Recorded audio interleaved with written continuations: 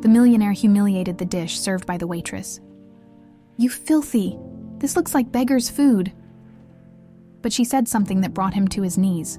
The rain pounded against the windows of the small restaurant, a rhythmic drumming that filled the otherwise quiet space. Theodore Caldwell stepped inside, barely concealing his irritation as he shook droplets from his expensive coat. He had no business being in a place like this, a small, unassuming diner tucked away in a forgotten corner of Chicago. But circumstances had forced him here. His usual high-end steakhouse was fully booked, and his business partner had insisted on meeting at a more casual location. He had scoffed at the idea, but ultimately relented. Now, standing in the dimly lit interior, he regretted every second of it. He took a seat at a worn-out booth, the vinyl creaking under his weight. The laminated menu in front of him looked cheap, stained from years of use.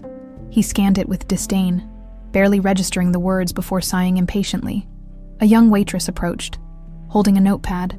She was in her early 20s, with dark hair pulled into a loose ponytail and eyes that held a quiet resilience. "Good evening, sir. What can I get for you?" Theodore barely glanced up. "Something edible, preferably." The waitress didn't flinch. "Our house special is the best thing on the menu." He sighed dramatically. "Fine, bring me that." She nodded, scribbled down his order, and walked away. Theodore checked his watch. He was already regretting agreeing to this meeting. He had better things to do than waste time in a place that smelled like grease and old coffee.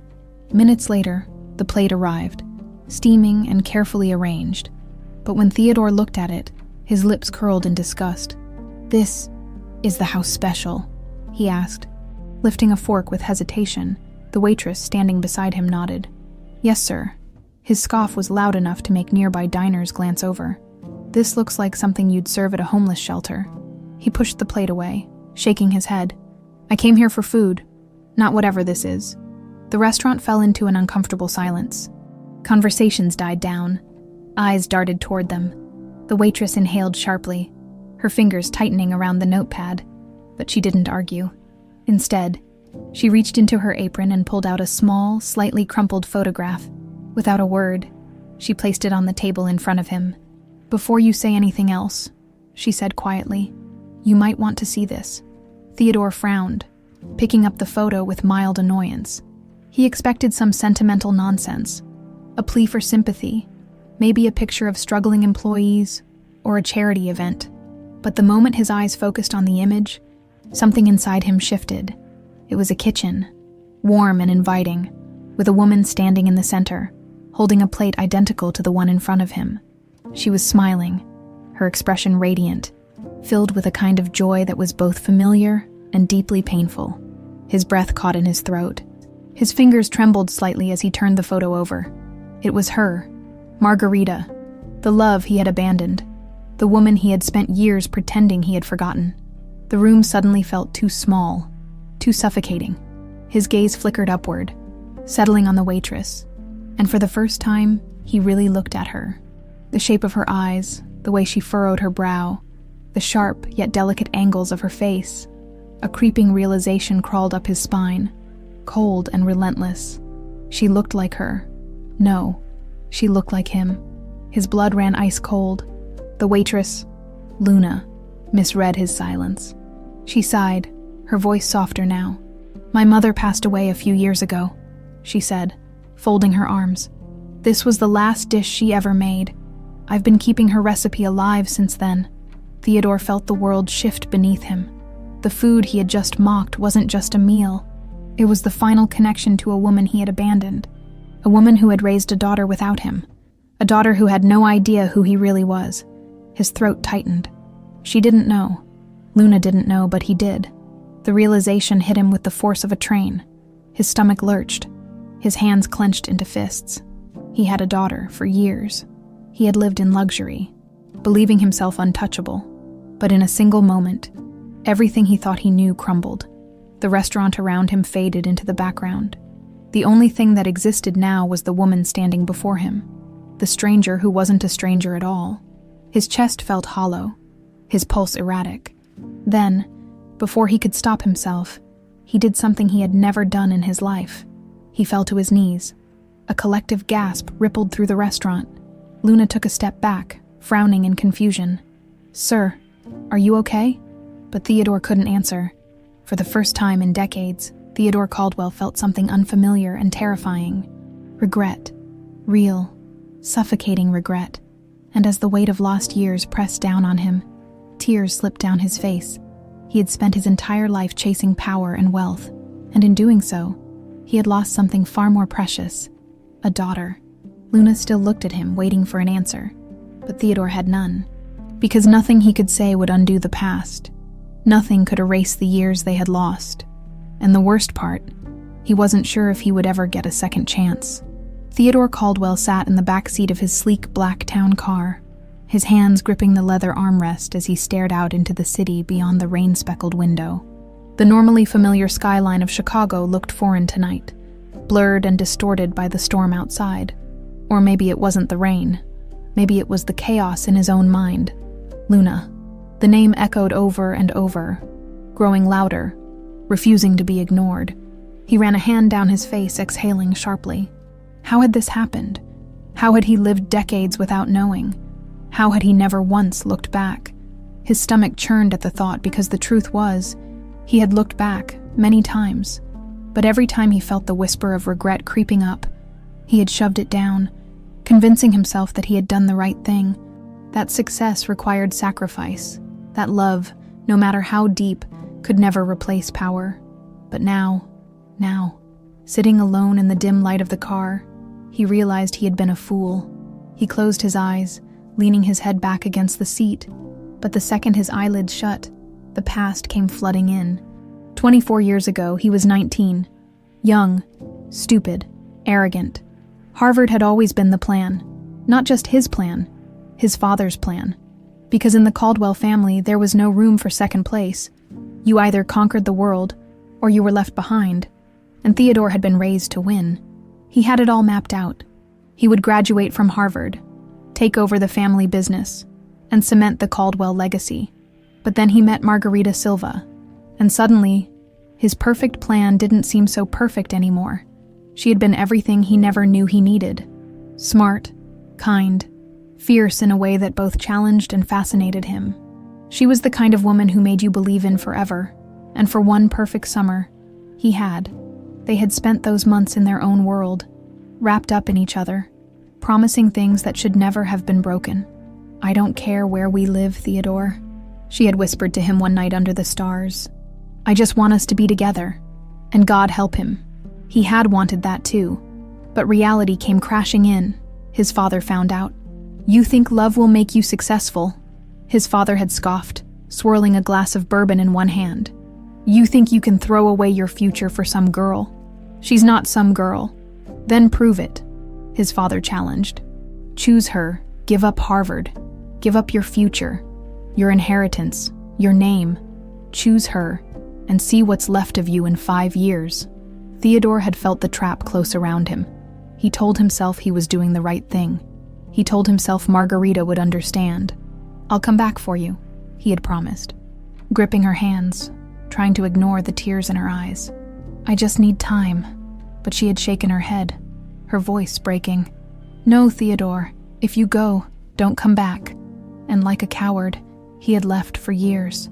He convinced himself it was for the best, that she would move on, that he would move on. That time would heal whatever pain lingered. But now, staring at Luna, staring at his daughter, he realized how cruelly mistaken he had been.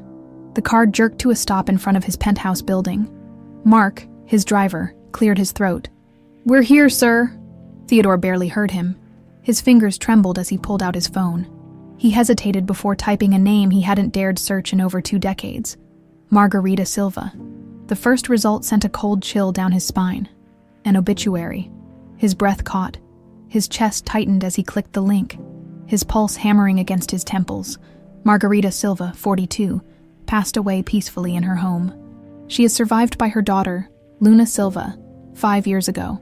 She had died 5 years ago, while he had been making billion-dollar deals, hosting charity galas, standing on the covers of magazines. She had been gone. The thought nearly made him sick. She had raised Luna alone, struggled alone, and he hadn't been there. His shaking hands scrolled further. There was no mention of a husband, no family, Just her and Luna. Had she ever tried to reach him? Had she ever wanted to? A new, darker thought took root in his mind. What if she had? What if she had tried to tell him and he never knew? The question clawed at him. Refusing to be ignored, he needed answers. Without thinking, he opened another tab and searched for something else. Silva's Diner, the restaurant where Luna worked, the place where she had confronted him, unknowingly handing him the biggest revelation of his life. It wasn't just a restaurant to her. It was her mother's legacy, and he had mocked it, humiliated it. His throat tightened. How could he ever make this right? For the first time in decades, Theodore Caldwell felt utterly powerless.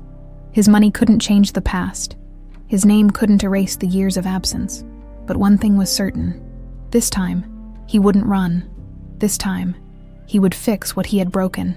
Even if it was too late, Theodore had always been a man who thrived on control. Every aspect of his life was meticulously planned. Every decision calculated. That was how he built his empire. Through precision, through knowing every angle before making a move.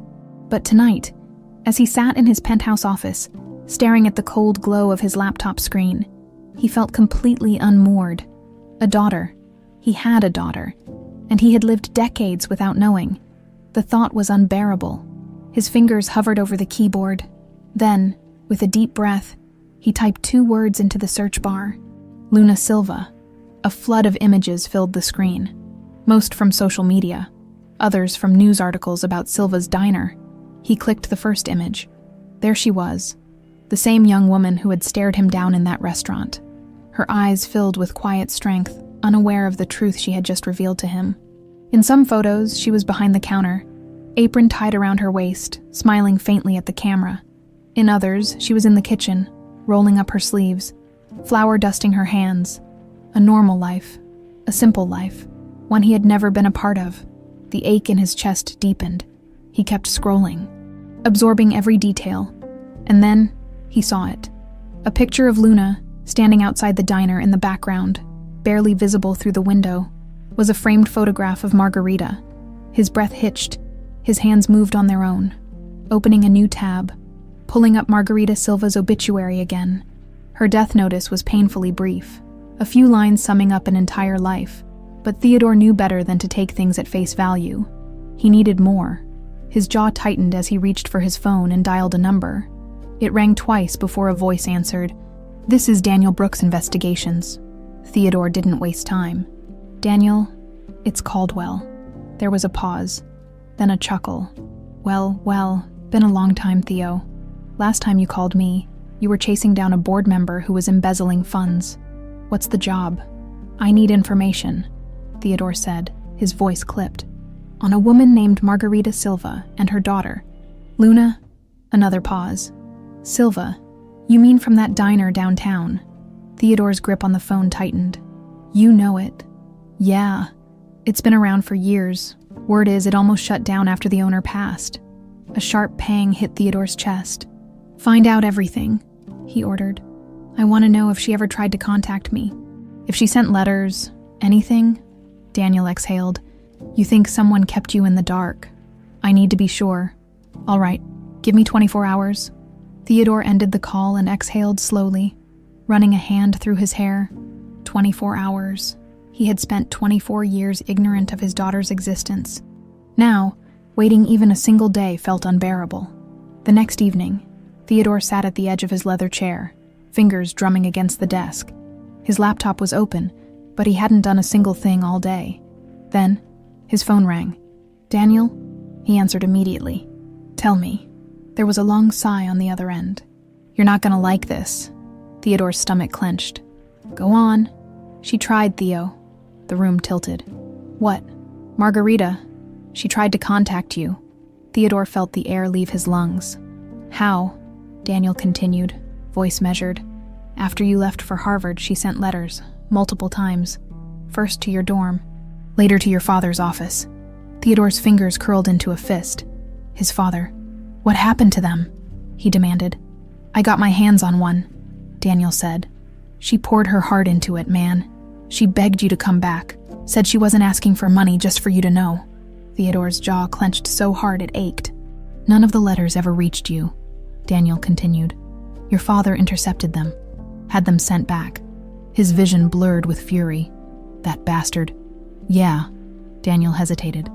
But it gets worse. Theodore's body tensed. She didn't just try letters, Daniel said. She showed up. The world came to a stop. What? She went to one of your father's events. You weren't there. But he was. She tried to tell him in person. Theodore swallowed hard. And, Daniel hesitated. Say it. Your father told her you wanted nothing to do with her. That you had moved on. Were engaged to some heiress. The room spun. Theodore gripped the desk to steady himself, nausea rising in his throat. His father had destroyed everything. He had stolen his chance to know his daughter. Margarita never tried again after that, Daniel finished. She raised Luna alone. Theodore barely heard the rest. The past slammed into him, suffocating. Every choice he had made, every step that led him here, had been built on a lie. His father had dictated his entire life, even in ways he never realized. His father had taken his family from him. Theodore's breath was ragged, his pulse pounding. He had spent years thinking he had made a necessary sacrifice. But in the end, the choice was never really his.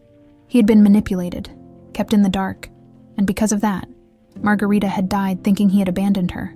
Luna had grown up believing she was unwanted. He slammed his fist against the desk, sending papers flying. He had wasted so much time. A deep, gut-wrenching grief settled over him. But grief wouldn't fix this. Neither would anger. For the first time in his life, Theodore knew exactly what he had to do. No more hesitating, no more excuses. Luna deserved the truth, and he would spend every last breath proving that she mattered. Theodore Caldwell had built an empire on strategy, on knowing when to move and when to wait.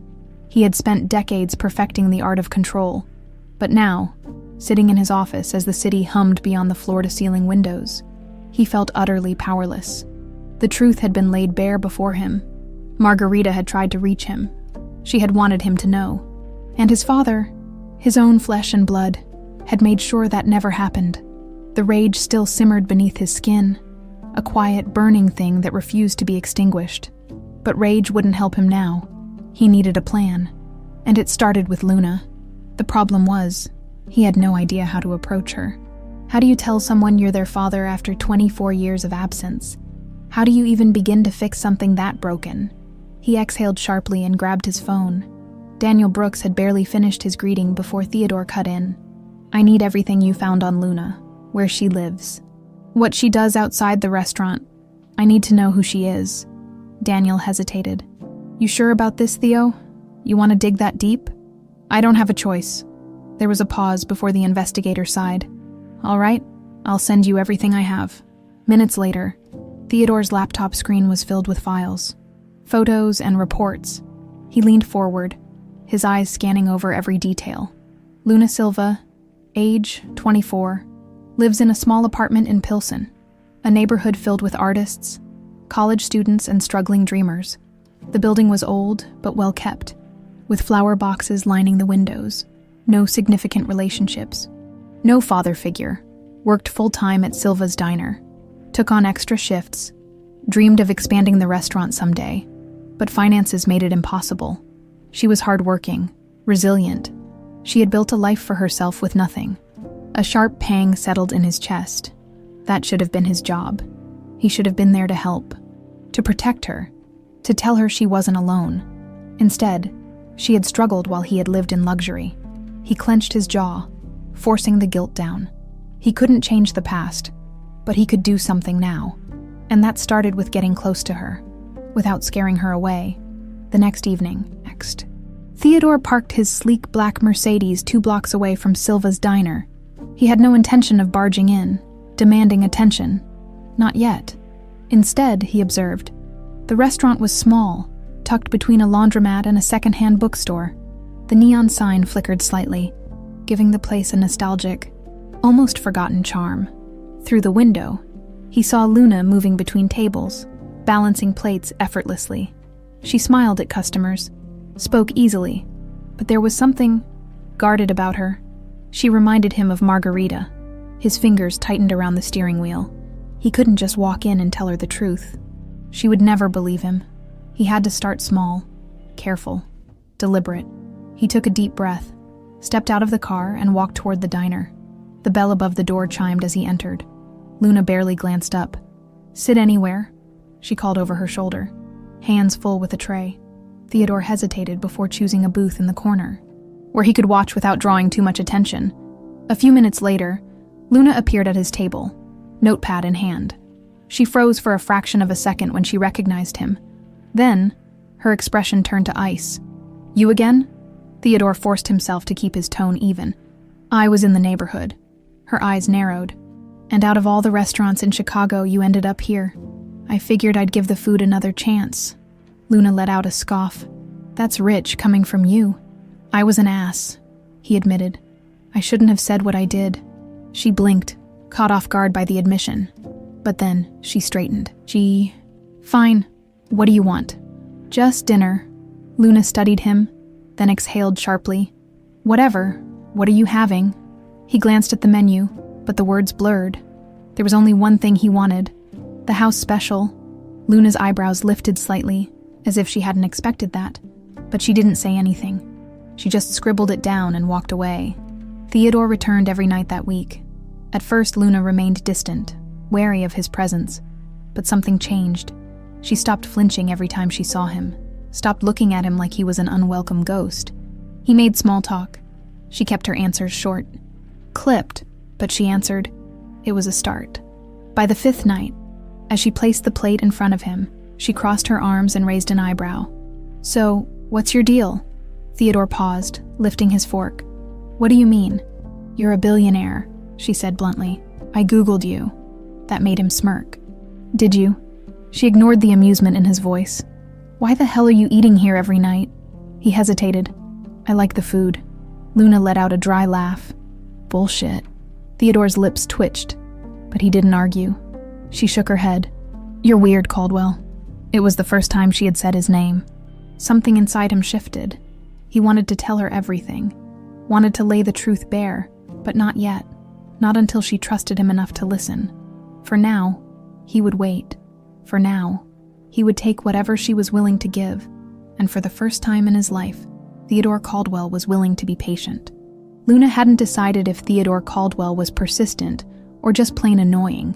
For the past 7 nights, he had walked into Silva's diner at the exact same time, taken the exact same booth, and ordered the exact same dish. Her mother's house special. At first, she thought it was some kind of elaborate joke.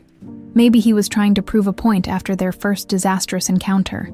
But then, as the days passed, her irritation shifted into something else. Curiosity. Why would a man like him, a billionaire, spend his time in a rundown diner like this? She had searched his name online. Theodore Caldwell wasn't just some random rich guy. He was a legend in the corporate world, a ruthless businessman known for turning failing companies into gold mines. He had no reason to be here, and yet here he was, every single night. Tonight was no different. The door chimed as he entered, dressed in another expensive suit that looked ridiculously out of place in a restaurant where the tables wobbled and the coffee cups were mismatched. Luna sighed, grabbing a notepad as she approached his booth. "Let me guess. The house special." Theodore looked up, a slight smirk playing at his lips. "You know me so well." She rolled her eyes but wrote it down anyway. "You do realize we have other things on the menu, right?" "I like consistency," he replied. She gave him a pointed look. "Or maybe you're just obsessive." His smirk widened. "You've been researching me." Luna crossed her arms. "Hard not to. You're everywhere. Business magazines, financial networks. Hell, I found an article about your watch collection." He raised an eyebrow. "And what's your verdict?" She narrowed her eyes. "That you don't belong here." Theodore didn't flinch. If anything, he looked amused. "Maybe I'm exactly where I need to be," Luna scoffed. "Right, because billionaires just love eating in diners. Some of us do." She shook her head, muttering something under her breath before turning away. But before she could leave, he spoke again. "Tell me about her." Luna froze. Her grip on the notepad tightened. Slowly, she turned back to him. "What?" Theodore leaned forward slightly, his gaze unreadable. "Your mother, Margarita." The name sent a familiar ache through her chest. She should have been furious that he had the audacity to bring her up. But instead, all she felt was confusion. Why did he care? Luna hesitated before answering. She was everything this place represents. Theodore's expression softened. Which is? Luna exhaled, shifting her weight. Warmth, family, a place where no one felt alone. She swallowed. She built this diner from nothing. Worked herself to the bone to keep it running. She sounds remarkable, he said, voice quieter now. Luna nodded. She was. For a brief moment, neither of them spoke. The diner buzzed with the usual evening crowd. Clinking plates, murmured conversations, the hum of an old jukebox in the background. Luna hated how easy it was to talk to him. She hated the way he listened, the way his presence, despite everything, was oddly comforting, and that terrified her. She cleared her throat. "I'll get your food." Then she walked away before he could ask anything else. 20 minutes later, Luna placed the plate in front of him without a word. He picked up his fork, studying the dish like it held a secret he was trying to unravel. Then, to her surprise, he spoke again. "I know what it's like to lose someone." Luna glanced at him, frowning. "My mother," he continued, taking a slow bite of the meal. "She died when I was young, cancer." Luna wasn't sure why he was telling her this. She wasn't even sure why she cared. Still, she found herself asking, "How old were you?" 10. Luna swallowed. 10 was young, too young. She didn't respond, but Theodore didn't seem to expect her to. He took another bite, nodding to himself. "You're right, this is good." Luna huffed a laugh, crossing her arms. "Took you long enough to figure that out." "I can admit when I'm wrong," he said easily. She arched an eyebrow. "Can you?" Theodore smirked. "It's rare, but yes." Luna shook her head, despite the small smile tugging at her lips. She didn't trust him. Not yet. But for the first time, she didn't completely hate his presence. And that was new. 2 hours later, the diner had emptied out. The chairs were flipped onto tables, the floors mopped, the lights dimmed. Luna stood behind the counter, balancing the register. When she realized he was still there, Theodore sat in his booth. Sipping what had to be his 4th cup of coffee, she sighed. "You know, most people leave when the place closes." He glanced at the clock. "You're technically still open." "For 5 more minutes," he smirked. "Plenty of time." Luna rolled her eyes, wiping down the counter. "Why are you really here?" He didn't answer immediately. When he finally spoke, his voice was quieter than before. "Maybe I just enjoy the company." Luna stopped wiping. Her heart did something weird in her chest. Something she didn't like, something dangerous. She set the rag down and sighed. "Don't get used to it," he chuckled. "Noted." She shook her head. But she didn't push him out. Not tonight. And for some reason, she knew, deep down, that this wasn't the last time he'd linger after hours. For the first time in a long time, Theodore Caldwell found himself in unfamiliar territory. Business negotiations. He could do them in his sleep. High-stakes deals. Second nature. But sitting in a worn-out diner, slowly earning the trust of a daughter who didn't even know who he was, that was a battlefield he had never prepared for. Luna hadn't completely warmed up to him, but the shift was noticeable. She no longer scowled the moment he walked in. She no longer treated him like an invader in her world. And most importantly, she let him stay. But the weight of who he was to her pressed down on him more each day. Every interaction, every small conversation felt like an unbearable secret between them. He wanted to tell her. But how did you say something like that without completely shattering someone's world? For now, he took what she gave him. Tonight, that meant sitting at his usual booth, sipping coffee while watching Luna work. It had become a habit. She moved with effortless efficiency, weaving between tables, balancing trays, chatting with regulars. She was nothing like him, and yet, in the smallest of ways, he could see glimpses of himself. The focus, the determination, the subtle way she observed people, always reading the room. She had his blood, but she had Margarita's heart. That thought almost made him smile. Almost. Luna approached his table, tossing a menu in front of him. "Still ordering the same thing?" Theodore smirked. "You sound disappointed. I just don't get how a man who probably dines with politicians finds comfort in a plate of food from a greasy spoon diner." His smirk faded slightly. Maybe it reminds me of something. Luna blinked at that. Of what? His fingers tapped lightly against the ceramic mug. Something I should have appreciated more when I had the chance. She frowned but didn't push. Instead, she sighed and pulled a notepad from her apron. Fine. How special again. He nodded, watching as she jotted it down. You know, he mused, for someone who claims to run a warm and welcoming diner, you're still pretty hostile. Luna gave him a dry look. I don't trust people who suddenly take an interest in things they ignored before. His jaw tightened slightly. Is that what you think? She crossed her arms. People like you don't just show up in places like this without a reason. He had a reason. She just didn't know it yet. Before he could respond, an older woman sitting at the counter called out, Luna, sweetie, can you grab me a coffee refill? Luna turned her attention to the woman, smiling as she grabbed the pot from the warmer. Theodore watched the interaction carefully, the way the woman patted Luna's hand as she spoke. The way Luna leaned in, listening intently, that was Margarita's influence. She had built something special here, a place where people weren't just customers. They were family. Luna had inherited that from her, not from him, and that realization stung more than he cared to admit. An hour later, the diner had quieted down, the rush of customers thinning.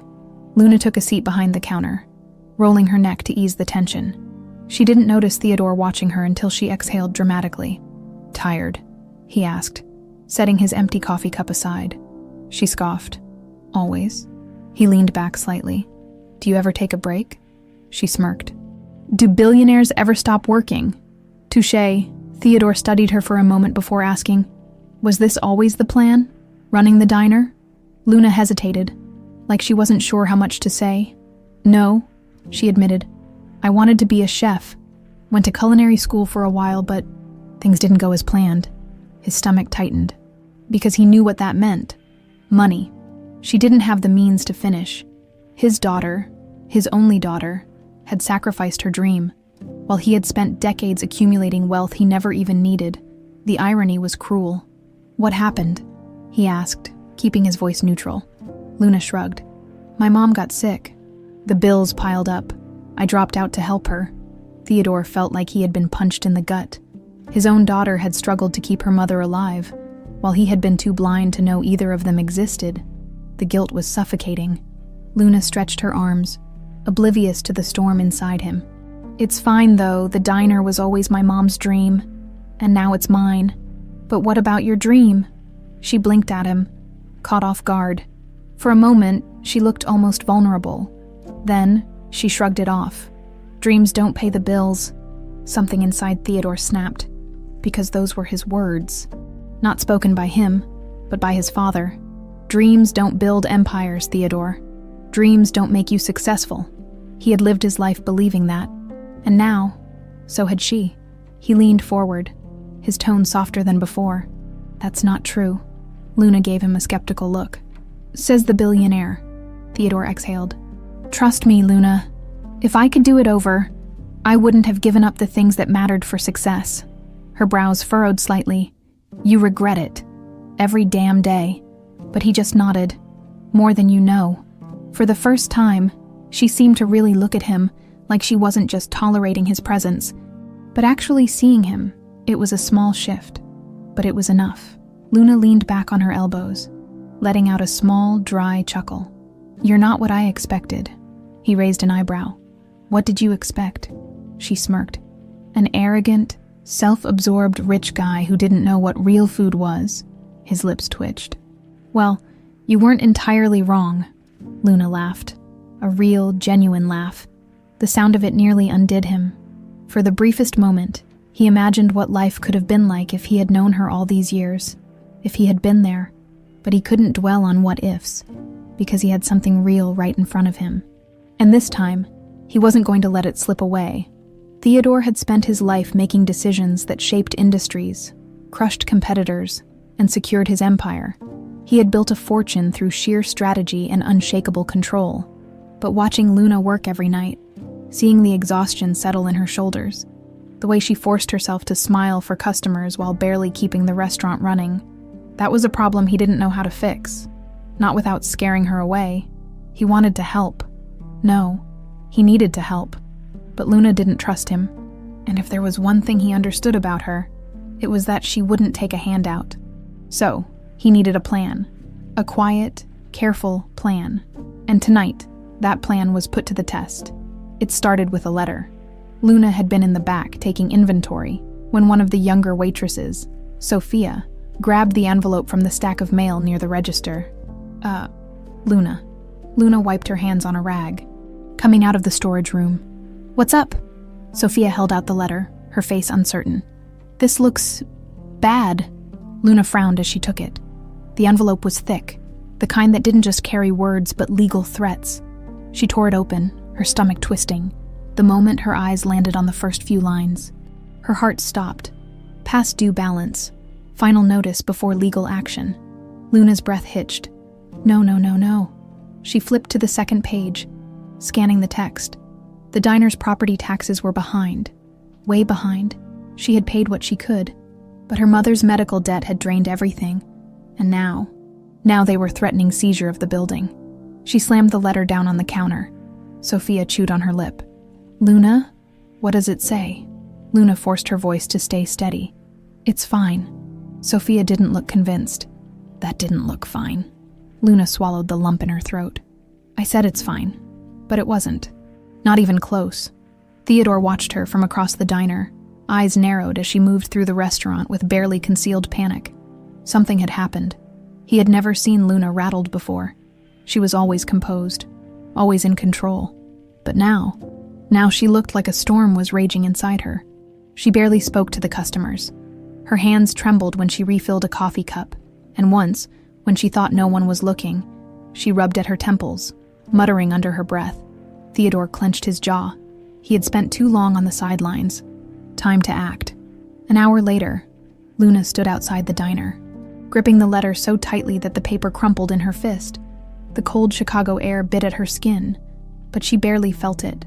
She had 1 month, 30 days to come up with the money, or the only thing she had left of her mother would be gone. She felt sick. She could work every single day, pull extra shifts, but it wouldn't be enough, not even close. A deep voice interrupted her spiraling thoughts. "You want to tell me what's going on?" Luna startled, turning to see Theodore leaning against the side of the building, hands in his coat pockets. She scowled. "Were you spying on me?" He raised an eyebrow. "I was leaving. You were standing here looking like you were about to fight the air." Luna huffed, shoving the letter into her coat pocket. "It's nothing." Theodore's gaze darkened. "That's a lie." She folded her arms. "And why do you care?" A muscle ticked in his jaw. "Because, Luna, despite what you think, I don't like seeing people lose what matters to them," she scoffed. "Really, the billionaire is suddenly sentimental." He didn't react to her jab. "What's wrong?" Luna clenched her fists. "It's none of your business." She started to walk away, but Theodore stepped in front of her, his tone calm but firm. "Luna, if you need help..." She let out a bitter laugh. "Help. From you." Theodore's patience thinned. "Why is that such an impossible idea?" "Because people like you don't help without expecting something in return." The words hit harder than he expected. Because wasn't that exactly how he had lived his entire life? Transactional, conditional, a give-and-take world where generosity was just another form of leverage. But this wasn't about business.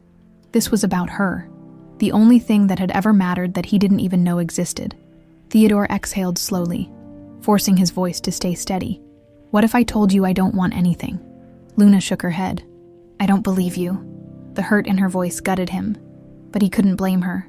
Why should she trust him? He hadn't earned it. Not yet. Instead of pushing, he took a step back, softening his approach. "Fine," he said. "Then tell me what you'd do if you could get help." Luna hesitated, because the answer was obvious. She wanted to save the diner. She wanted to keep her mother's legacy alive, but that wasn't possible. So she shook her head. "Doesn't matter." Theodore studied her for a long moment. Then he nodded. "All right." Luna frowned. "All right. What?" He gave her a small, unreadable smile. "All right. I'll leave it alone." She narrowed her eyes. "Suspicious. You're just dropping it." For now, she didn't trust that answer, but she let it go. "Good," she muttered, brushing past him. See you around, Caldwell. Theodore didn't stop her, but as she disappeared inside, he pulled out his phone and made a call. Daniel, he said when the investigator picked up. Yeah, I need numbers. Daniel hesitated. Numbers. For Silva's diner, Theodore clarified. How much debt? What's their financial situation? And don't just check the obvious stuff. Dig deep. There was a pause. Then Daniel whistled. Man, you're really invested in this, huh? Theodore didn't hesitate. More than you know, because Luna might not trust him yet. But that didn't mean he was going to sit back and watch her lose everything.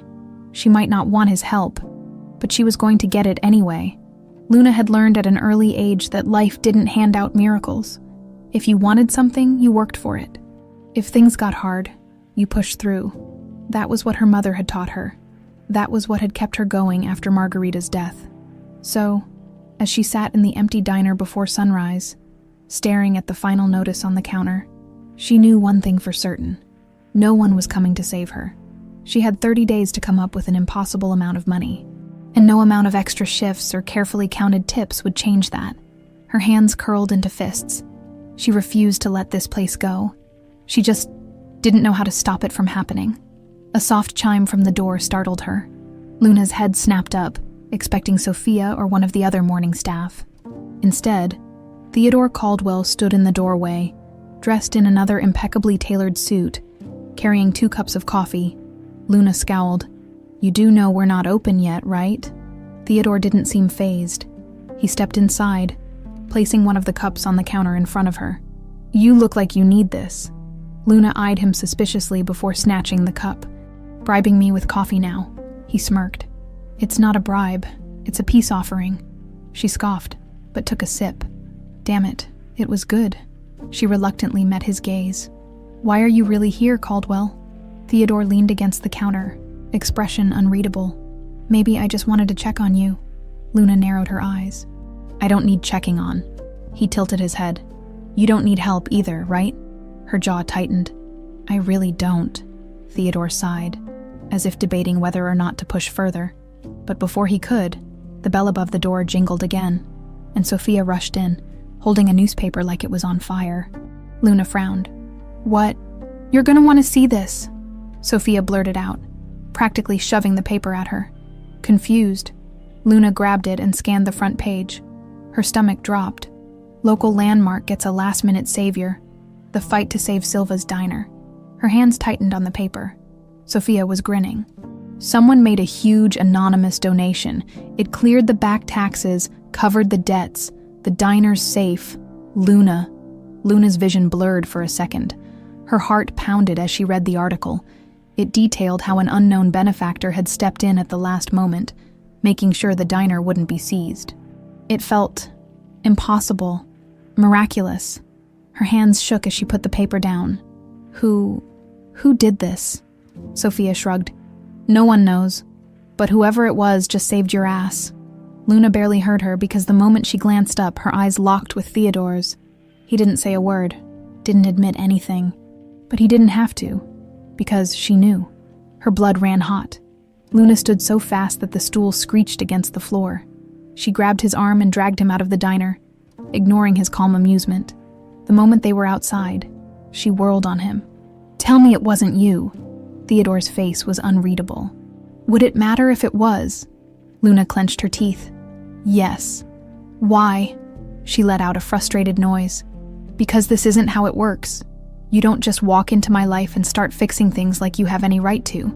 Theodore exhaled, pinching the bridge of his nose. Luna. No. She cut in, pointing at him. I didn't ask for your help. I told you I could handle it. He studied her for a long moment. Then, in a quiet, calm voice, he said, Could you? The question hit like a punch. Luna hated that she didn't have an answer. She hated that. Deep down, she knew the truth. She had been drowning, and Theodore had pulled her above water, but that didn't mean she had to like it. Luna took a step back, crossing her arms. Why? Theodore's jaw tensed. Because you shouldn't have to lose the only thing that matters to you. Her stomach twisted. Because those words, they hurt. She wasn't sure why. Maybe because she had been carrying so much weight for so long that she didn't know what to do with it now that someone had lifted part of it. Maybe because no one, not a single person, had ever stepped in for her before. Or maybe because, standing here, looking into Theodore Caldwell's eyes, she felt something unfamiliar, something dangerous, something like she wanted to believe him, but she couldn't. Luna let out a sharp breath, shaking her head. "You don't get to play hero, Caldwell. Not here." His face remained impassive, but there was something in his eyes, something raw. "I wasn't trying to be a hero." Luna swallowed hard. "Then what were you trying to be?" His lips parted slightly. For the briefest second, she thought he might actually tell her, that he might finally say it. But then, just like that, his walls slammed back up, and instead of answering, he did something worse. He gave her a choice. "If you really don't want my help," he said, voice even, "I'll undo it." Luna froze. His gaze didn't waver. "I'll make a call, and the money will disappear. The diner will be back in danger, if that's what you want." Her breath hitched, because he meant it. He was putting the decision in her hands. She clenched her jaw, fighting every instinct screaming inside her. Then, slowly, she whispered, "You know I can't let that happen." Something flickered across his face, something unreadable. Then he nodded. "Then we don't have a problem." Luna let out a bitter laugh. "Oh, we have a problem, Caldwell." He smirked. "Good to know." Then, to her absolute horror, he turned and walked away. Luna stood there, pulse racing, wanting to scream, because this, whatever this was getting too complicated. And the worst part, she wasn't sure she wanted it to stop. Luna didn't want to think about Theodore Caldwell, but it was impossible. The man had taken root in her life like a storm she never saw coming. He was everywhere, sitting in her diner, asking questions, showing up uninvited, fixing things she hadn't asked him to fix. And now she owed him. She hated that more than anything, because no matter how much she wanted to pretend otherwise, the truth was simple. If it hadn't been for him, she would have lost everything. The diner, her mother's legacy, her home, and that was a debt she could never repay. 3 days later, the diner was full, but Luna barely heard the chatter of customers or the clinking of silverware. All she could focus on was him. Theodore sat in his usual booth, sipping coffee like he owned the damn place. He hadn't mentioned the donation. Not once. He just showed up like nothing had changed. Like he hadn't just saved her entire world and left her drowning in questions. She wasn't going to let him get away with it. So, when the morning rush slowed and most of the regulars cleared out, Luna marched straight to his table and dropped into the seat across from him. He glanced up, surprised. To "What do I owe this honor?" She ignored the sarcasm. "Why did you do it?" His expression remained unreadable. "Do what?" Luna narrowed her eyes. "You know exactly what." A muscle ticked in his jaw. "If you're talking about the diner?" "Of course I'm talking about the diner," she hissed, leaning in. "Why did you pay off my debt? Why do you care?" Theodore set his coffee down slowly. "Would you believe me if I said I just wanted to help?" "No," he smirked. "Didn't think so." Luna exhaled sharply, frustration bubbling in her chest. "Then give me something, Caldwell. Because people don't just swoop in and save businesses for no reason." He studied her for a long moment, like he was weighing something in his mind. Then, for the first time, his mask slipped, and what she saw in his eyes made her stomach tighten. Regret, pain, something deep and aching.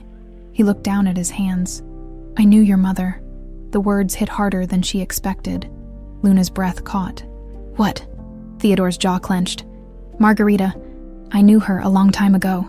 Luna's mind spun, trying to process what he was saying. "How?" He exhaled. "Because I loved her." Luna froze. It felt like the ground had been ripped out from beneath her. "You're lying." Theodore's lips pressed into a thin line. "I'm not." Luna shook her head. No way. If you loved her, where the hell were you?" His expression darkened. "I didn't know." The words came out hoarse, like they physically hurt to say. Luna's pulse pounded in her ears. "Didn't know what?" Theodore met her gaze, and when he spoke, her entire world changed. "That you're my daughter." The diner around them disappeared. Luna stared at him, unable to breathe, unable to think. Then, she let out a small, hollow laugh. No. Theodore's face remained unreadable. Yes. Luna shook her head, trying to fight the rising panic. No, you don't get to say that.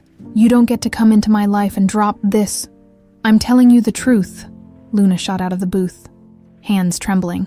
No, my father is nobody. My father is some guy who never showed up, never cared. Her voice cracked. Theodore's expression shattered. I didn't know, Luna. Bullshit. She spat, her heart hammering against her ribs. You don't just not know you have a kid. He swallowed hard. Margarita tried to tell me. She sent letters. She went to my father, but I never got them. Luna felt like she was going to be sick. No, she whispered. I swear to you, Theodore said, his voice rough, desperate. I would have been there. I would have. Luna's entire body tensed. You would have what? She snapped, eyes burning. Raised me, loved me, given a damn about me. Don't make me laugh, Caldwell. His expression twisted in pain. I would have. You would have nothing. She cut in, her hands clenching. Because you weren't there. You weren't there when she worked double shifts just to keep the lights on. You weren't there when she was sick and still refused to rest because she was terrified of losing the diner. Her voice cracked. You weren't there when she died. The silence that followed was deafening. Theodore's throat bobbed. Luna, but she was already backing away. I don't care who you are, she whispered, her voice thick with emotion. You don't get to call yourself my father. You don't get to pretend that you care. Because where the hell were you when I needed you? Theodore had no answer. Luna's eyes burned as she turned on her heel, pushing through the diner doors and into the cold Chicago air. She didn't stop walking, didn't stop running, because if she did, she might have to accept the truth. And she wasn't ready for that. Luna didn't stop walking. She didn't care that the Chicago air was bitterly cold, that her breath came in short, uneven bursts, or that she had left the diner in such a hurry that she hadn't even grabbed her coat. She just needed to get away from him, away from the truth he had just dropped like a bomb in the middle of her life, that you're my daughter. The words echoed in her skull, looping over and over, refusing to fade. No, no, no, no, this wasn't real. It couldn't be. Theodore Caldwell, the billionaire, the arrogant bastard who had walked into her diner weeks ago like he owned the place, was not her father. He couldn't be, because that would mean her entire life had been a lie. Luna turned a sharp corner, her boots slamming against the pavement, the city lights blurring around her. She didn't know where she was going. She just knew she couldn't stop, because if she stopped, the weight of what just happened might crush her. Half an hour later, Luna found herself at the lake. The wind whipped at her hair as she stood at the edge of the dock, staring at the dark, rippling water. This was where she came when she needed to think. When things got too heavy, she folded her arms tightly over her chest, trying to contain the storm inside her. Her mother had always told her the truth. Margarita had never lied to her. So why? Why had she never told her about this? Had she known? Had she wanted to protect her? Or had she just thought it was too late? Luna squeezed her eyes shut. It didn't matter. It was too late now. She had spent 24 years thinking her father was a ghost, a nameless, faceless man who hadn't wanted her. And now he had a face, a name, a life so far removed from hers that she couldn't even begin to bridge the gap. A billionaire, a man who had everything, while she had spent her life scraping by. It wasn't fair. It wasn't right. The sound of footsteps behind her made her body tense. She didn't have to turn around to know who it was. Theodore's voice was calm when he spoke. You shouldn't be out here without a coat. Luna let out a bitter laugh. Oh, really? Is that your fatherly concern kicking in? She shouldn't have said that, but she was angry, hurt, lost, and Theodore was the easiest target for all of it. He exhaled slowly. Luna, don't, she snapped, spinning around. The lake wind bit at her face, but she didn't care. You don't get to say my name like you've known me my whole life. Pain flickered in his eyes, but she refused to let herself feel bad about it. He deserved this, all of it. You don't get to walk into my life and decide you suddenly want to be my father, she continued, voice rising. Because I don't need a father. Theodore's jaw clenched. That's not what I'm trying to do. Then what the hell are you trying to do? She demanded, her hands shaking. He took a step closer, but she held up a hand, stopping him. "Because let me tell you something, Caldwell," she said, voice shaking with fury.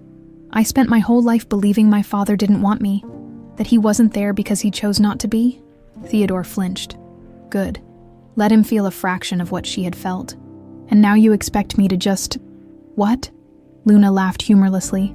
"Pretend that didn't happen. Pretend that knowing who you are magically fixes everything." "No," Theodore said, his voice steady. "I don't expect that." Luna clenched her fists. He wasn't yelling, he wasn't arguing, he was just standing there, taking every word she threw at him, like he had already accepted that he deserved it. It made her hate him more. Or maybe it just made her hate the fact that she couldn't figure out what to do with all the emotions crashing inside her. She turned back toward the lake, staring at the water, her breath coming in uneven bursts. Theodore's voice was quieter when he spoke again. "I'm not asking you to forgive me." Luna swallowed hard. "I'm not asking you to let me in." She squeezed her eyes shut. "I just needed you to know the truth." Her throat burned because wasn't that what she had always wanted? Hadn't she spent years wondering who he was? Why he hadn't been there? And now she had the answer. But it didn't feel like enough. It didn't fix anything. After a long silence, she finally spoke. "I don't know what to do with this," she admitted, her voice raw. Theodore didn't say anything at first. Then, quietly, he said, "Neither do I." Luna turned, looking at him. For the first time, she saw something in him she hadn't noticed before. Regret. Not the kind people fake, the kind that stays with you. And for the briefest moment she wondered, what would have happened if he had known?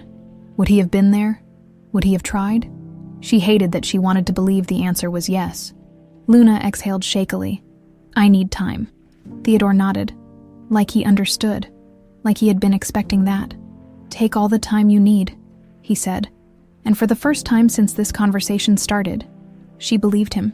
She turned away from the lake, shoving her hands into her pockets. "I'm going home," she muttered. Theodore didn't try to stop her. He just nodded once. Luna started walking, her mind still spinning, because even though she had no idea where this left them, for the first time, she wasn't running. And maybe, just maybe, that was a start. Luna barely slept that night, even as she lay in bed, staring at the ceiling. Exhaustion pressing down on her like a weight. Her mind wouldn't stop. How could it? She had spent her entire life believing her father was a ghost, an absent, careless man who had walked away without a second thought. And now she knew the truth. Theodore Caldwell wasn't a ghost. He was very real. And worse, he hadn't walked away. He hadn't even known she existed. That should have made things easier. But it didn't. Because even if she believed him, even if she let herself accept that he hadn't abandoned her on purpose, it didn't change the fact that he hadn't been there. He hadn't seen her first steps, hadn't heard her first words, hadn't been there when she got sick, when she scraped her knee falling off her bike, when she cried over her first heartbreak. He hadn't been there when her mother died. And Luna didn't know how to forgive that, even if it wasn't his fault. She closed her eyes, exhaling slowly. She didn't know what to do. She didn't know how to process this. All she knew was that for the first time in a long time, she felt completely lost. The next morning, Luna walked into the diner like a zombie. She was running on fumes, her body moving through the motions of opening the restaurant. But her mind was somewhere else. She barely noticed when Sophia walked in behind her, but she definitely noticed when her friend whistled. "Wow, you look like you got run over by a truck." Luna shot her a look. "Thanks," Sophia smirked. "I call it like I see it." Luna sighed, rubbing her temples. "It's just been a long night." Sophia eyed her carefully. "Does this have anything to do with a certain rich guy who keeps showing up?" Luna stiffened, Sophia noticed. "Oh my God," she breathed. "Did something happen?" Luna hesitated. She hadn't told anyone about what Theodore had said, and she didn't know if she wanted to, but the words were sitting on the tip of her tongue, pressing against her ribs, aching to be let out. After a long moment, she exhaled sharply. "He told me he's my father." Sophia dropped the coffee pot she had just picked up. It shattered against the floor. Luna winced. "Yeah, that was pretty much my reaction too." Sophia's jaw dropped. "Wait, what?" "What?" Luna crossed her arms, trying to keep her voice even. Apparently, he and my mom were together when they were young, but he didn't know about me. Sophia blinked rapidly, like her brain was short-circuiting. And, do you believe him? Luna chewed on her lip. I don't know. Sophia let out a low whistle. Damn, that's a lot. No kidding. Sophia hesitated, then asked, So, what are you going to do? Luna had no answer, because she had been asking herself the same thing since last night, and she still didn't know. Later that day, Luna was wiping down the counter when she saw him, Theodore. He was standing outside the diner, staring through the glass window like he wasn't sure if he should come in or not. Luna's stomach tightened. She should tell him to leave. She should ignore him. But before she could make a decision, he stepped inside. The bell chimed softly. The diner wasn't busy, just a couple of customers sitting near the window. Luna took a slow breath, then forced herself to meet his gaze. You're back, she said flatly. He nodded, slipping his hands into his coat pockets. I wasn't sure if I should be. She tilted her head. And yet, here you are. Theodore studied her carefully. I wanted to ask you for something. Luna narrowed her eyes. Ask me for something. His voice was calm but cautious. One conversation. Luna frowned. I won't push, he continued. I won't try to force anything, but I'd like to sit down with you just once. Luna hesitated. Everything inside her screamed to say no, to push him away, to protect herself, but a small, treacherous part of her wanted to hear him out. She hated that part. She hated that she was curious, and she hated that, deep down, she knew she would regret it if she didn't at least try. After a long pause, she sighed. Fine. Theodore blinked, almost surprised. Fine. She crossed her arms. One conversation. That's it. Something flickered across his face. Something almost like relief. He nodded. That's all I'm asking. Luna glanced at the clock. I have a break in an hour. We can talk then. Theodore gave a small nod, then took a seat in his usual booth. Luna let out a breath, her chest tight. She wasn't sure what she had just agreed to, but something told her that nothing would be the same after this conversation. Luna had faced a lot of difficult moments in her life. She had fought to keep the diner open when her mother got sick. She had worked double shifts to pay the rent. She had learned how to survive on her own, without ever relying on anyone. But this was different. This was personal. She wiped her hands on her apron and took a steadying breath before walking over to the booth where Theodore Caldwell sat. He looked up when she stopped in front of him. Ready? He asked. Luna wasn't, but she slid into the seat across from him anyway. Talk, Theodore exhaled, as if collecting his thoughts. Then, slowly, he began. When I was 19, he said, I thought I had my entire life planned out. Harvard, business, the Caldwell legacy. Luna didn't say anything, but she could hear the bitterness in his tone. But then I met your mother. Her stomach clenched. She changed everything, he admitted, a faraway look in his eyes. She made me question what I really wanted, made me wonder if I was willing to sacrifice happiness for success. Luna swallowed hard, because that sounded exactly like something her mother would have done. She was the first person who made me feel like I could be more than just my father's puppet, he continued. And for a while I thought, maybe I'd choose her over everything else. Luna's heart ached. She had never heard anyone talk about her mother like this before, like she had mattered, like she had been someone's world. But I was a coward, Theodore said quietly. I let my father talk me into leaving, into thinking that if I walked away from Harvard, I'd be throwing my life away. Luna's fingers curled into fists. So you left, she said bitterly. I did. She hated how calm he sounded, like he had made peace with it. Well, congratulations, she snapped. You got everything you wanted, money, power, success. Theodore's jaw tightened. And yet, she continued, voice sharp, you still ended up here, in my diner, so tell me, Caldwell, was it worth it?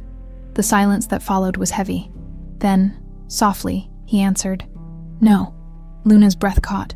Theodore leaned forward slightly, his expression raw in a way she had never seen before. If I had known about you, he said, voice rough, I would have come back. Luna shook her head. But you didn't know. No, his throat bobbed. And I will never forgive myself for that. She didn't know how to respond to that, so she didn't. She just sat there, staring at the table, feeling like her entire world had been flipped upside down. After a long pause, Theodore sighed. "I don't expect you to forgive me, Luna." Her eyes flickered up to his. "But I want you to know that I'm here now," he said, voice steady. "And I'm not going anywhere." Luna's chest tightened, because for the first time she believed him, and that scared her more than anything. 20 minutes later, neither of them had spoken in a while. Luna had needed time to process everything, but the longer she sat there, the more something unsettled nagged at her. There was one last thing she needed to know. "Why now?" she asked suddenly. Theodore frowned. "What do you mean?" "You've been in Chicago for years," she said. "If you didn't know about me, what made you come into the diner that night?" Theodore hesitated. Then, quietly, he said, "Your mother's recipe." Luna blinked. "What?" He let out a small, almost self-deprecating laugh. "That night I had a meeting nearby," he explained. "It got canceled and I needed a place to eat. I walked in, sat down, and then," he exhaled, "I saw the menu and there it was. Margarita's house special." Luna's throat tightened. "I ordered it without thinking," he admitted. "But the moment I tasted it, I knew." "Knew what?" "That it was hers," she asked, her voice barely above a whisper. He nodded. It was like being punched in the chest. I hadn't thought about that meal in years. And suddenly, I was 19 again, sitting in her tiny apartment, watching her cook. Luna's stomach twisted. She could picture it. Her mother, younger, happier, in love. And Theodore, young, naive, still unburdened by the choices that would later define his life. It was painful to imagine. It was infuriating. And yet, for some reason, it made her want to cry. Luna cleared her throat, trying to push away the sharp emotions creeping in. "So you put it together," she said. Theodore nodded. "Then I saw you." Her heart skipped. "And I knew." Luna stared at him. At the man she had spent her whole life hating.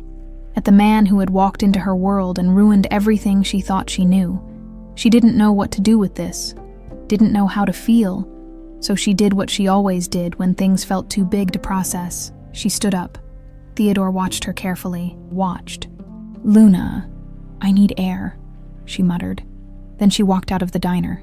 She didn't hear him follow, but she knew deep down that he would never be far behind again. Luna walked aimlessly through the streets of Chicago, the cold biting at her skin, but she barely noticed. Her mind was too loud. Every step she took, every breath she exhaled, she could still hear his voice. "I would have come back. I will never forgive myself for that." And I knew. She didn't want to believe him, didn't want to accept any of it, because accepting it meant accepting that she had spent 24 years thinking she wasn't wanted, when the truth was, she had simply never been given the chance to be known, and somehow, that felt worse. She hated that it hurt, hated that it was easier thinking he had abandoned her than knowing he had been kept in the dark, because now she didn't know who to blame. Her mother. No, she had tried. Theodore. Maybe he had left first, but the real villain in this story wasn't even alive anymore.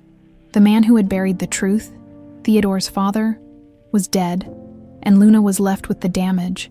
She hated this, hated that she couldn't make sense of her own emotions, hated that for the first time in her life, she didn't know how to move forward, and most of all, she hated that, despite everything, a small, infuriating part of her wanted to know more. 2 days passed before she saw him again, not because he stayed away, but because she had avoided the diner entirely.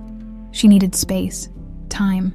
She had spent the first day holed up in her apartment, staring at the ceiling, replaying every second of their conversation like a loop she couldn't shut off. On the second day, she visited her mother's grave. She didn't say anything, just stood there in the freezing wind, staring at the name carved into the stone, feeling the ache of every unanswered question settle in her chest. Did you ever want me to know him? Did you ever think I would? Her mother had been her everything, and now, for the first time in Luna's life, she wasn't sure if she had the whole picture, and that made her feel so damn alone. On the third day, she walked into the diner, and of course he was there. Theodore sat in his usual booth, a cup of coffee in front of him, his sharp gaze flickering up the moment she stepped inside. Luna exhaled slowly, steadying herself. She had spent 2 days convincing herself she wasn't ready to deal with him. but maybe she never would be. And maybe that was okay. Without thinking, she grabbed a coffee mug, filled it, and walked straight over to his table. She didn't sit, didn't say anything, just set the cup down in front of him. A peace offering, a silent acknowledgement. Theodore studied it for a long moment before finally lifting his gaze to hers. His expression was unreadable. "You sure about this?" "No," but she shrugged anyway. "Not really." A small flicker of amusement passed through his eyes. Then, slowly, he reached for the cup. Luna let out a slow breath and slid into the booth across from him. She crossed her arms. "I have rules." Theodore raised an eyebrow. "Rules? If you're going to keep coming here," she said, "then you're going to have to follow them." A smirk tugged at the corner of his lips. "I'm listening." Luna held up a finger. "1. No hovering. I don't need you watching me like I'm some fragile little thing that's about to break." Theodore tilted his head. "Noted." She lifted a second finger. 2. No trying to buy your way into my life. At that, his smirk faded slightly. She pressed on. "I know you think money fixes everything," she said, "but this isn't a business deal, Caldwell. You can't throw cash at it and expect everything to be fine." His jaw tightened, but after a moment he nodded. "Fair enough." Luna hesitated before lifting a third finger. "And 3, she exhaled. "If you're serious about this, about getting to know me, you don't get to disappear again."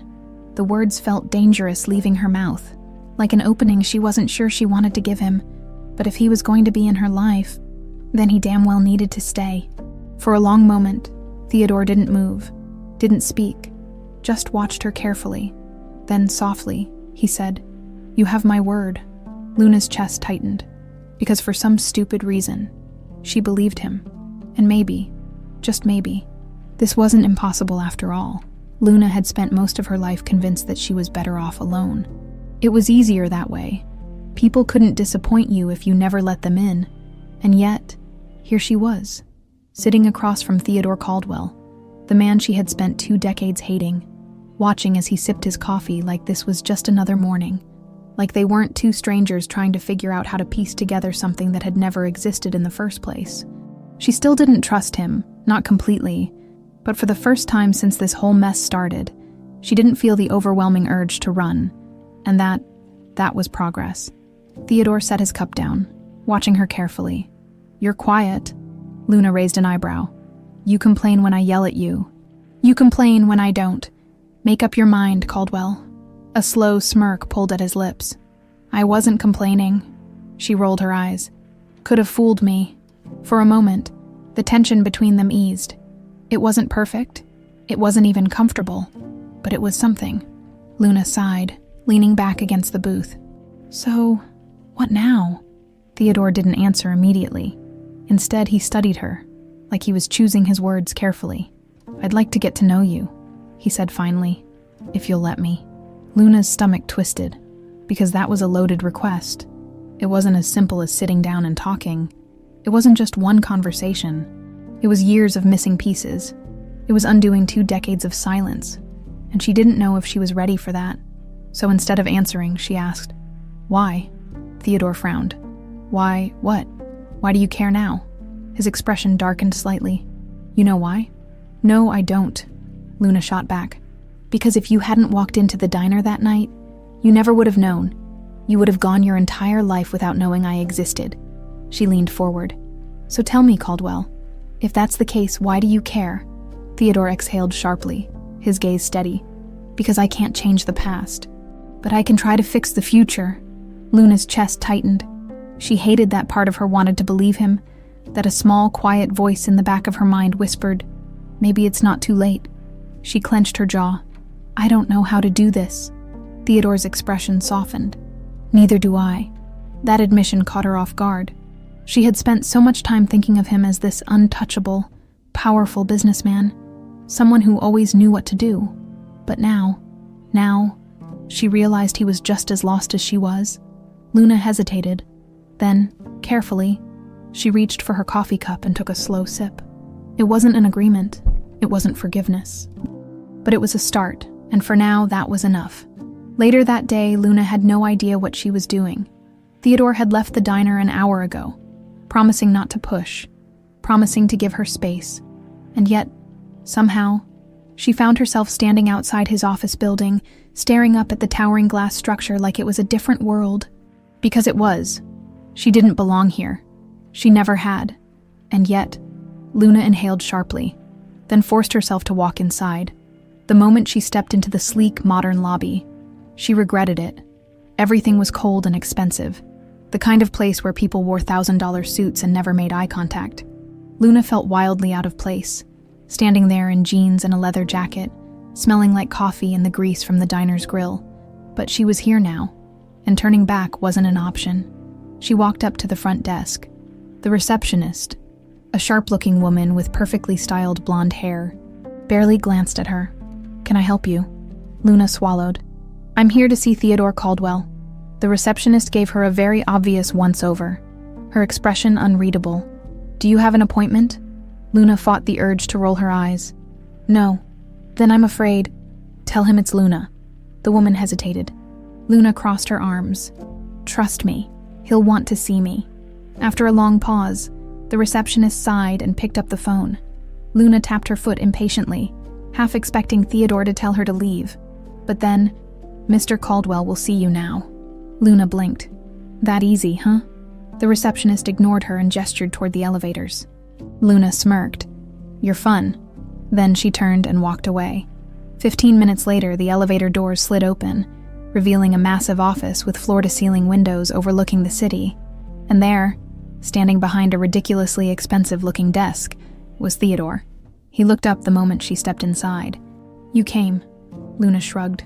Apparently, he studied her carefully. "What changed?" She let out a slow breath. "I figured if we're doing this whole getting to know each other thing, then it's only fair that I see your world too." Theodore's lips twitched slightly, like he was trying not to smile. "I see." Luna walked further into the office, glancing around. "This is a lot," he chuckled. "That's one way to put it." She turned to him. "So this is what my life could have been, huh?" His expression darkened slightly. "I don't know," he admitted. "But I do know that if I had known about you, you wouldn't have had to fight so hard." Luna's chest tightened. She hated that hearing that made her feel something. She let out a breath. "Yeah, well, here we are." Theodore nodded. "Here we are." A long silence stretched between them. It was awkward, uncertain, but it wasn't bad, for the first time since this whole mess started.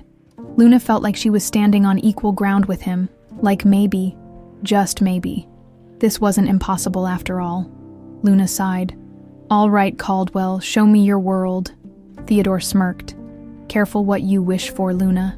She rolled her eyes. "You wish you were that interesting?" And for the first time, Theodore laughed.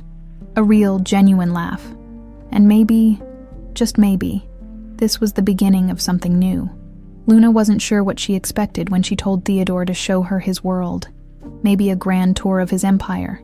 Some fancy conference room filled with billionaires in suits talking about stocks and acquisitions. Something ridiculous. Something completely detached from reality. But instead, he led her through the sleek hallways of his company, bypassing the intimidating boardrooms and polished offices, and straight into a department she never would have imagined he even cared about, a small, modest test kitchen. It was tucked away on the far end of the building, hidden behind all the corporate glamour. Luna hesitated as she stepped inside, taking in the stainless steel counters, the neatly arranged spice racks, the unmistakable scent of fresh bread in the air. It smelled like warmth, like something real. A man in a chef's uniform turned and did a double take when he saw Theodore. "Mr. Caldwell," he greeted, clearly caught off guard. Theodore nodded. "Marcos."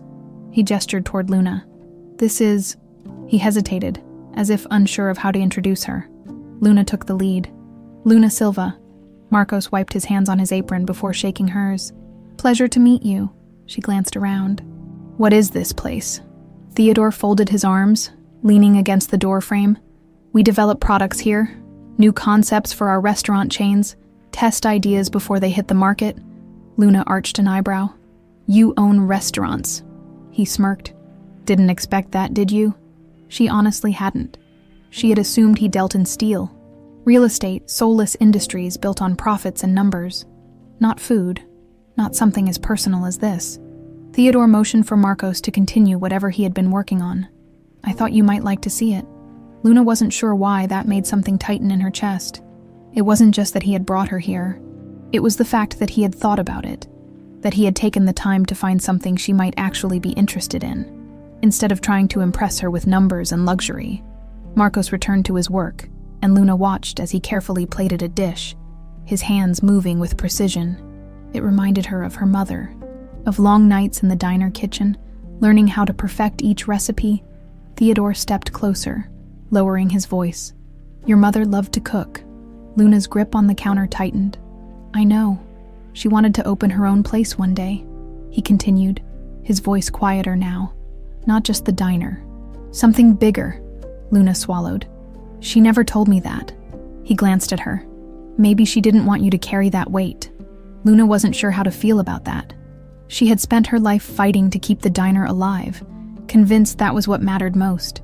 But had she ever stopped to wonder if that was what her mother really wanted? The thought made her stomach twist before she could dwell on it too much. A loud voice interrupted. Well, I'll be damned. Luna turned just in time to see a man enter the kitchen. A sharp suit draped over his broad frame, his salt and pepper hair slicked back in a way that screamed money. He looked at Theodore with something between amusement and disbelief. What are you doing down here, Caldwell? Didn't know you actually cared about this side of things? Theodore's expression darkened. Nathan. Luna immediately didn't like him. Nathan's eyes flickered to her, interest sparking. And who's this? Luna didn't answer. She had spent enough time around wealthy customers at the diner to recognize a certain type of man. The kind who looked at people like they were assets, not individuals. Nathan smiled, all charm and sharp edges. You don't usually bring guests. Theodore's jaw clenched. What do you want? Nathan tisked. Relax. I just came to remind you about the shareholders' dinner next week. People are talking.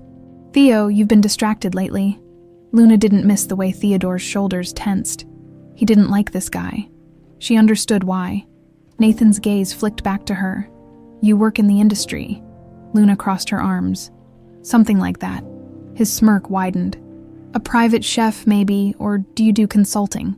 Theodore cut in before she could answer. She runs Silva's diner. Nathan's smirk faltered. Luna saw it. The flicker of recognition, of calculation. She knew that look, and suddenly, she felt like she was missing something important. Nathan let out a soft chuckle. Well, isn't that interesting? Luna's stomach tightened. She didn't like the way he said it. Didn't like the way Theodore wasn't looking at her now. Nathan patted Theodore's shoulder. See you next week, Caldwell. Then, just like that, he was gone. The kitchen felt colder. Luna turned to Theodore. Okay, who the hell was that? Theodore exhaled, running a hand down his face. Nathan Pierce. He sits on the board. And why did he look at me like that? Theodore hesitated. Luna's stomach dropped. The diner, she said, realization hitting. This has something to do with the diner, doesn't it? Theodore's silence was answer enough. Luna's hands curled into fists. Tell me. Theodore met her gaze. Theodore. Something unreadable in his expression. There was a plan to buy the property, he admitted.